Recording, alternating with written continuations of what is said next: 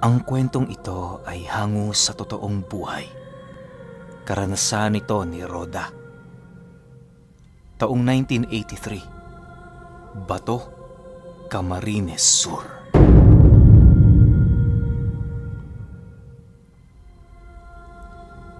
Itong mga panahong ito, kasalukuyang naghahanda ng kasal itong sila Rhoda. Dahil siya ang pinakapanganay sa kanila, kung kaya't nagpasya ang mga magulang niya na maging enggrande ang kasal nila ng kanyang asawa. Medyo may kaya naman sila sa buhay, kung kaya't hindi pa man sumasapit ang buwan ng kanilang kasal, napakarami na ng kanilang ginagawang paghahanda. Sa pagpatak ng ika-17 araw ng kanilang kasal, naging abala silang mag-asawa sa simbahan. Araw-araw sila doong pumupunta, nang sa gayoy makakuha sila ng gabay mula sa paring magkakasal sa kanila. Sa bawat araw na dumaraan, may napapansin si Rhoda sa simbahan na magkasintahan din na palaging nagpapakita sa pare. Inakala niyang magpapakasal din ang mga ito, kaya na may hindi niya na yun gaanong pinansin. Isang araw, habang nag-uusap sila ng paring magkakasal sa kanila, biglang nadapo ang kanilang usapan ukol sa magkasintahang palagi niyang nakikita.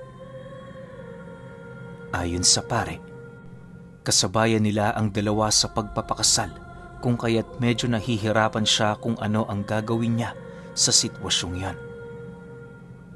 Nababahala naman siyang tanggihan ng dalawa, lalo pat ilang araw na din itong nakikipagkita sa kanya. Dagdag pa nito na, sa loob ng ilang taon, yon ang unang beses na merong dalawang ikakasal sa simbahang yon ng sabay.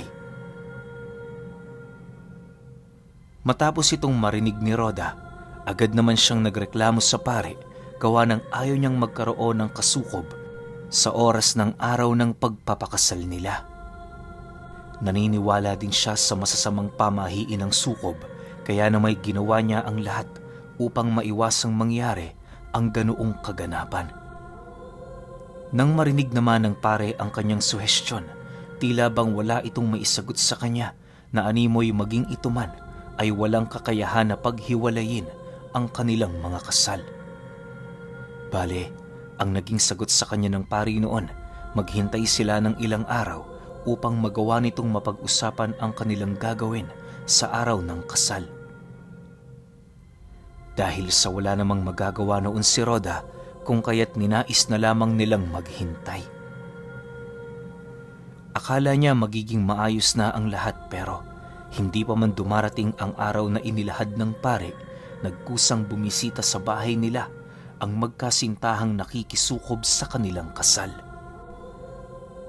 Pagpasok nito sa kanilang bakuran, halos hindi naman ito magawang malapitan nila Rhoda, gawa ng bakas sa pagmumukha ng mga ito ang labis na pagkairita.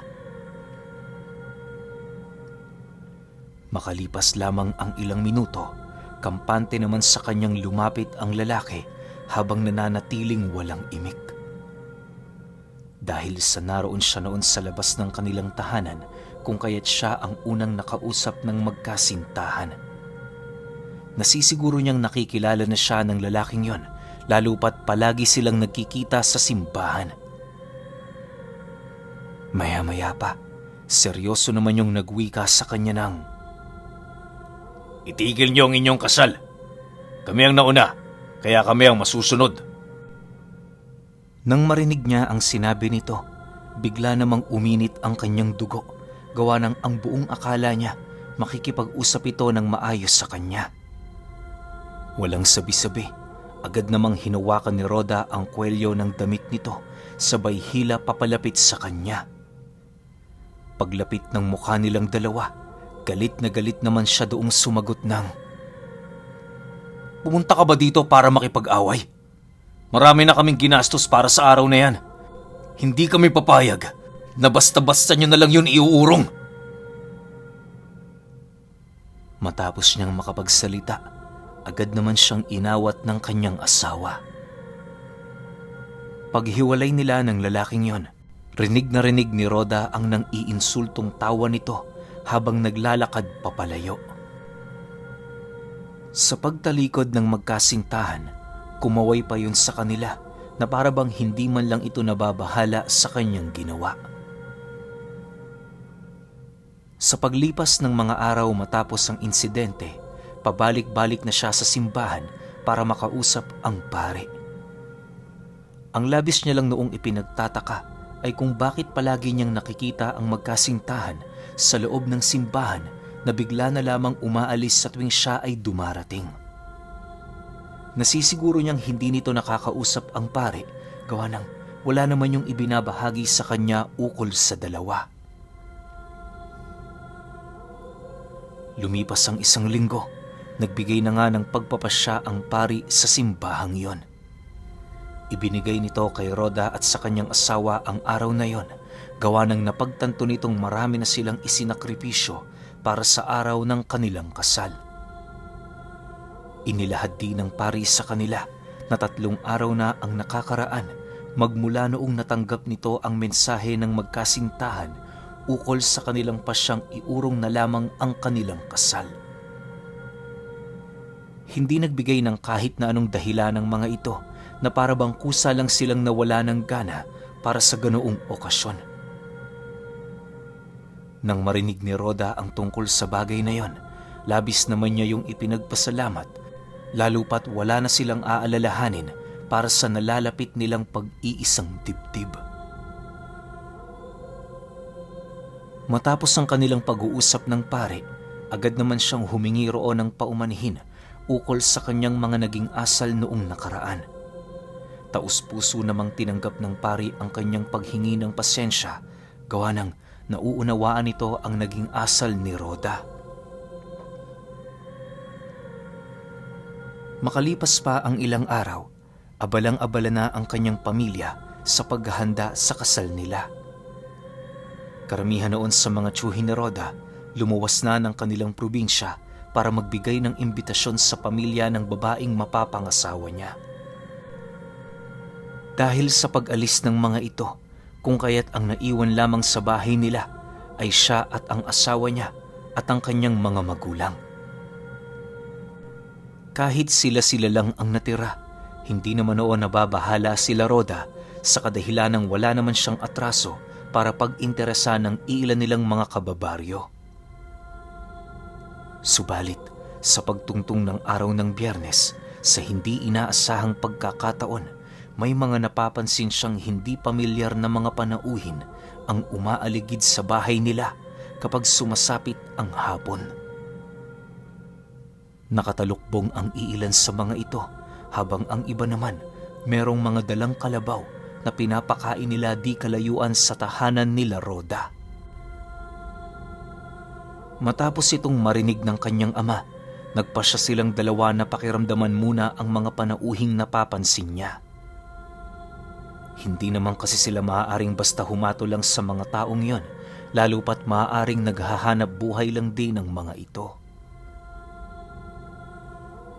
Lumipas ang 2 araw, tila bang hindi nga nagkamali ang hinala nila. Ang napansin nila noon, tuwing hapon lamang dumaraan ang mga ito na para bang pasimpleng nagmamasid sa kanilang tahanan. Maliban sa pabalik-balik na presensya ng mga panauhin, nakakaramdam na din sila Rhoda ng pag-iba ng ihip ng hangin sa kanilang bahay. Minsan, kahit wala namang nagluluto sa kanilang tahanan, nakakaamoy siya ng mga masasarap na pagkain. Ilang ulit na din niya yung inilahad sa mga magulang niya pero maging ito man, walang kaide-ideya sa mga bagay na kanyang inilalahad. Sa pagtungtong ng ika-4 na araw, ganon at ganon ang nangyayari sa kanilang tahanan. Napapansin na nila ang unti-unting panghihina ng kanyang ina. Nang maipakonsulta nila ito sa albularyo, doon nila napag-alaman na inaaswang na pala ito. Ayon sa albularyo, bibihirang mangyari ang ganoong sitwasyon, gawa ng nasisiguro niya na karamihan sa mga biktima ng mga aswang ay nasa edad 8 taong gulang pababa. Mag-iingat kayo, Rhoda. Siguradong sigurado ako, merong galit sa inyo ang mga nilalang na ito. Huwag kang mag-alala. Kalahati ng atay pa lamang ng nanay mo ang kanilang nakuha. Maagapan ko pa ito kung dito muna siya pansamantala sa bahay ko titira. Para may kasama siya, dito muna din muna patulugin ang iyong asawa. Wika ng albularyo. Matapos nitong makapagwika, agad naman yung pumasok sa loob ng kanyang silid para kumuha ng kani-kanilang mga proteksyon. Inihipan din silang mag-ama nito ng bakod at puder sa katawan nang sa gayoy hindi sila basta-bastang matigalpo ng mga nilalang. Sa pagpapatuloy ng kanilang pag-uusap, inilahad ng albularyo sa kanila na kahit naisin man itong tumulong, hindi niya ito magagawa. Bukod kasi sa maraming naghihintay na pasyente sa kanya, hindi niya rin maaaring lisanin ang kanyang tahanan, lalo pat marami siya doong mga agimat na binubuhay at dinadasalan. Dagdag pa ng albularyo na ang tanging mabibigay na tulong lamang nito ay ang paggamot sa pinsalang tinamo ng ilaw ng kanilang tahanan. Tapatan ding inilahad ng albularyo sa kanila na maaaring ang naging mitya ng kaguluhang yon ay may kaugnayan sa kasal nila Rhoda. Dahil sa sinabi ng albularyo, agad namang pumasok sa kanyang isipan ang tungkol sa magkasintahan. Bukod kasi sa kakaiba ang mga nasipat niyang ikinikilos ng mga ito, napakalakas din ang kanyang kutob na hindi yon mga ordinaryong tao. Habang pinag-iisipan ito ni Rhoda, ipinagtapat naman sa kanya ng kanyang ama na kinakailangan pa nilang maghintay ng 2 araw para sa pagbabalik ng mga tiyuhin niya. Paano ba yan, anak? Mukhang tayo lang ang haharap sa kanila. Hindi ko alam pero malakas ang kutob ko. Maraming mangyayari sa mga susunod na araw. Wika ng ama ni Rhoda. Ayos lang yun, tay. Wala naman tayo magagawa eh. Bahala na. Ang Diyos lang ang nakakaalam sa kung anong mangyayari sa ating dalawa. Sagot naman ni Rhoda. Matapos ang kanilang pag-uusap, dali-dali na silang bumalik sa kanilang tahanan. Iniwan na din ni Rhoda ang kanyang asawa sa bahay ng albularyo, alinsunod sa nais nito. Sa pagdating nilang mag-ama sa kanilang tahanan, hindi na sila nagsayang pa ng oras para ihanda ang kanilang mga tinatagong patalim sa loob. Habang abala sila noon sa paghahasa, nasisipat na nila ang iilang mga panauhin na pabalik-balik sa bahay nila.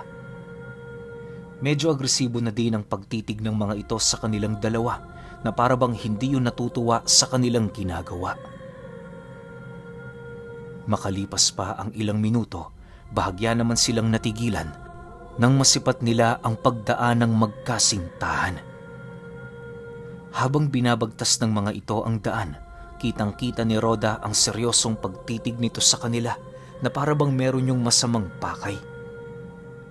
Dala ng kanyang pagkagulat, dali-dali naman siyang tumayo mula sa kanyang kinaroroonan at kasabay nito ang paglapit niya sa 2 magkasintahan habang nananatiling tahimik. Napakahigpit din ang kanyang pagkakahawak sa dala niyang talibong na animoy makarinig lang siya ng katiting na insultong manggagaling sa lalaking yon. Hindi siya doon magdadalawang isip na yon ay hatawin. Sa pagsilay naman ng magkasintahan kay Rhoda, seryoso namang humarap ang lalaki sa kanya habang patuloy siya nitong pinakikiramdaman. Maya-maya pa, mahinahong nagwika ito sa kanya ng, Anong gagawin mo? Tatagain mo ba ako? Nakikiraan lang kami rito. Hindi ka ba nakontento sa ginawa naming desisyon? Mapabuti lamang ang kasal ninyo. Nang marinig naman ni Rhoda ang sinabi ng lalaki, halos ramdam na ramdam niya ang bigat ng bawat katagang inilalahad nito. Hindi niya mawari pero habang tumatagal siya sa lugar na yon, pakiramdam niya unti-unting umiikot ang buong paligid. Yung tipong siya ang sentro ng lahat ng bagay na nakapaligid sa kanya. Ganon na ganon ang nararamdaman ni Rhoda. Maya-maya pa, laking gulat na lamang niya nang masipat niya ang kanyang sarili sa mga mata ng lalaki na dahan-dahang bumabaliktad. Kasabay ng pagbaliktad ng kanyang wangis sa mga mata nito ay siya namang pagramdam niya ng labis na pag-usog ng kanyang lalamunan. Sa isang iglap, bigla siyang sumuka ng sumuka na siya namang naging hudyat para sa kanyang ama upang hilahin siya papaloob ng bahay. Habang nanghihina noon si Rhoda, rinig na rinig niya ang pagsigaw ng magkasintahan habang paulit-ulit na nagsisitawanan. Anong nangyayari sa iyo, anak? Ayos ka lang ba? Sumagot ka! Wika ng kanyang ama pagpasok nila sa loob ng bahay nila. Subalit, kahit anong gawing pagkausap nito sa kanya, bigo siyang sumagot roon, gawa ng ang pakiramdam niya wala siyang kakayahang makapagsalita. Sa paglalim pa ng gabi, animoy basang sisiw na itong si Rhoda. Wala na siyang ibang ginagawa noon kundi ang rumatay sa higaan at naghihintay sa pagsalakay ng mga nilalang. Pagtungtong ng 9:00 ng gabi, habang nananatiling tahimik ang paligid, nakarinig sila ng mga kaluskos sa likurang bahagi ng kanilang tahanan. Pagrinig naman ng kanyang ama sa ingay na yon, dali-dali naman yung tumungo sa kanilang kusina, bitbit ang talibong nitong nababalot sa katas ng kalamansi na merong sangkatutak na asin. Habang nakikiramdam noon ang kanyang ama, rinig na rinig naman niya yung panayang pagmumura habang patuloy na naghahasa ng daladala nitong kutsilyo. Dahil sa pangyayaring yon, sinubukang tumayo ni Rhoda para makatulong. Kahit umiikot pa noon ang kanyang paningin, naglakas loob siyang maglakad patungo sa kanilang sala.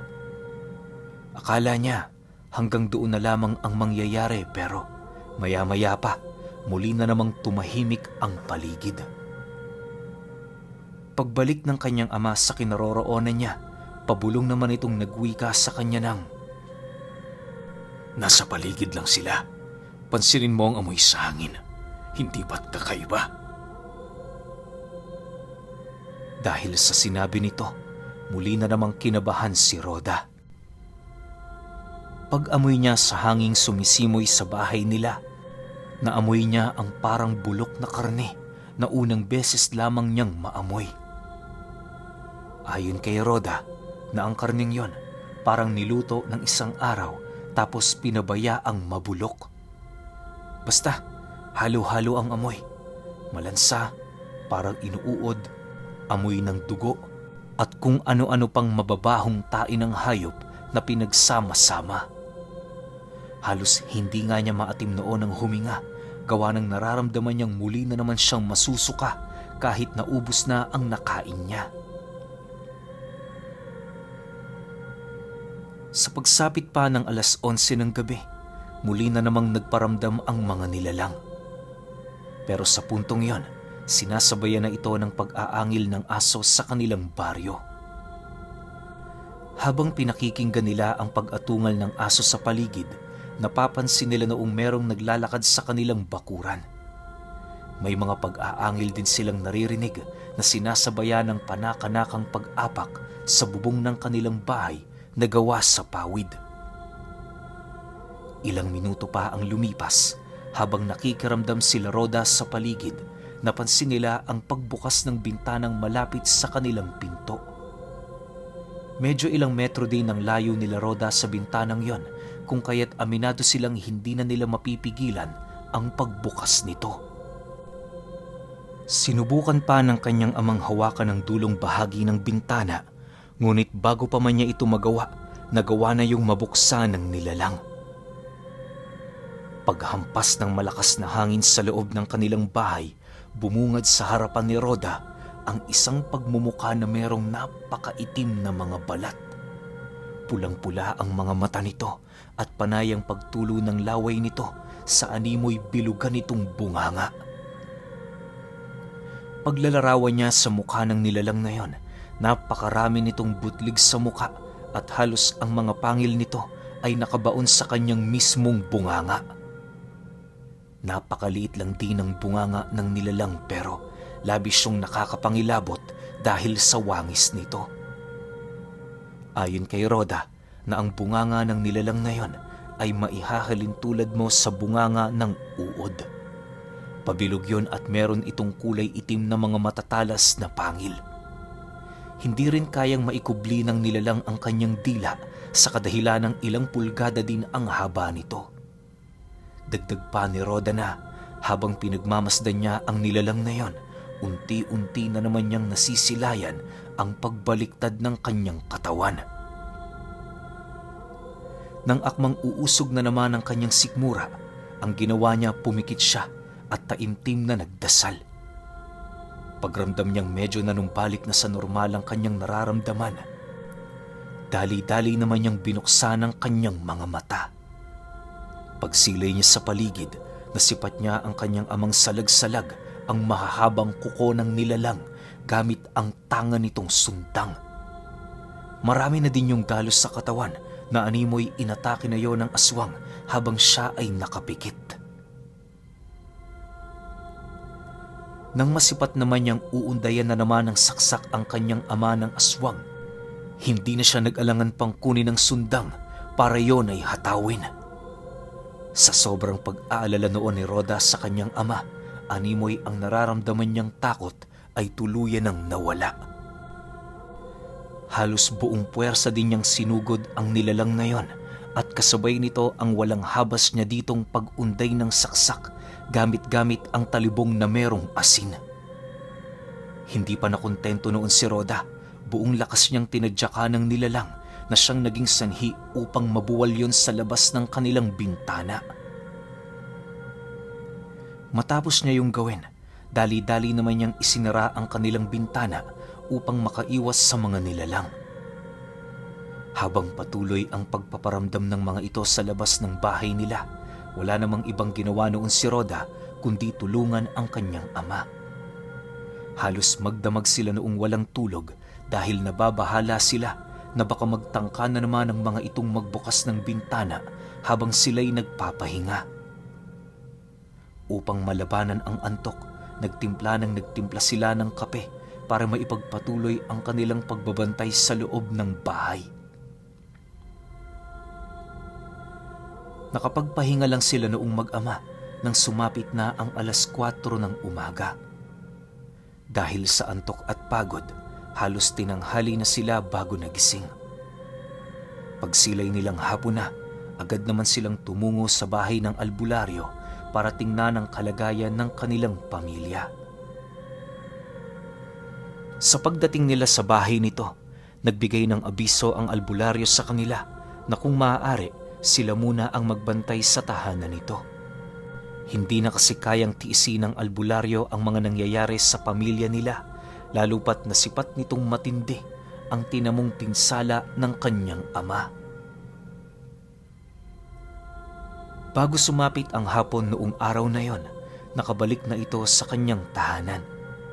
Inilahad nito sa mag-ama na nagawa na nitong mataniman ng pinakamalakas na alam nitong pangontra ang bahay nila. Ayon pa sa albularyo na wala na silang dapat pang ipag-alala gawa ng ligtas na ang bahay nila. Matapos namang marinig nila Rhoda ang sinabi nito, labis naman silang natuwa sa kadahilan ng kahit papaano na bawas-bawasan na ang kanilang pag-aalala. Umuwi na kayo. Wala na kayong dapat pang ipag-alala. Ay nako, hindi ko maisip na ilalapat ko sa inyo ang pinakamalakas na pangontra ng bahay ko. Siguro babawiin ko na lamang yon sa oras na tinantanan na kayo ng mga aswang. Wika ng albularyo. Matapos ang kanilang pag-uusap, agad namang umalis sila Rhoda na nag-iwan ng taus-pusong pasasalamat. Magmula noong nalibingan sila ng albularyo ng pangontra sa kanilang tahanan, unti-unti na silang pinangilagan ng mga nilalang. Hindi naglaon, hindi na nila nasipat pa ang magkasintahan na siya namang naging daan nilang mag-asawa upang magkaroon sila ng masayang pag-iisang dibdib. Lumipas pa ang ilang taon, namuhay ng mapayapa sila Rhoda kasama ang mga magulang niya.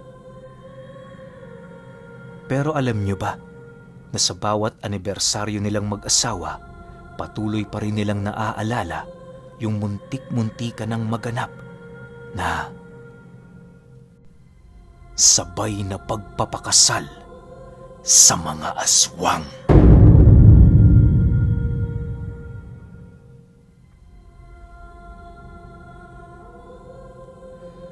Okay, opinyon ko sa kwento. Isa na namang bagong-bago sa pandinig nating mga kwento, no? Kasi ako sa akin lang, sa tinagal-tagal ko nagkukwento rito sa channel, almost 3 years na ba? O 3 years mahigit na. Ngayon ko lang narinig na nagpapakasal din pala yung mga aswang. 'Di ba? Kasi ako, sa pagkakaalam ko, pag nagpakasal yung aswang, parang fiesta lang yan sa lugar nila. Tas meron silang iaalay, merong kakataying tao o kung anuman. Pero yung magpapakasal sila sa loob ng simbahan, tapos kinakausap pa yung pare, para saan? 'Di ba? Hindi ba sila masusunog doon? Or pwede rin naman na hindi ko masabi kasi na yung dalawang aswang na yun normal na tao kasi nga nakaengkwentro ng harap-harapan ni Rhoda Nakikita niya na bumabaliktad yung figura niya sa mata ng lalaki, so hindi talaga itong mga ordinaryong tao. Yun yung pinaka-malaking tanong ko. Bakit kailangan magpakasal ng mga aswang tapos sa simbahan pa ng kanan? Di ba siguro kung may simbahan silang simbahan ng kaliwa, pwede sila dong magpakasal. Pero yun nga, gaya ng sinabi ko, sa tinagal-tagal kong pagkukwento rito, ang pagkakaalam ko sa pagpapakasal ng mga aswang, parang fiesta lang yan. Na maraming dadalo na iba't ibang gabunan siguro. Tapos may mga ilan silang kakataying tao para dun sa kasal na yun. Yun lang yung pagkakaintindi ko Pero yung magpapakasal sila sa simbahan ng kanan, di kaya masunog sila. Di ba? Baka naman meron dyan na sobrang likot at sobrang lawak ng pangunawa para sa mga ganitong klase ng bagay. Comment naman kayo sa baba. Yun lang. Hanggang sa susunod na kwento. Salamat.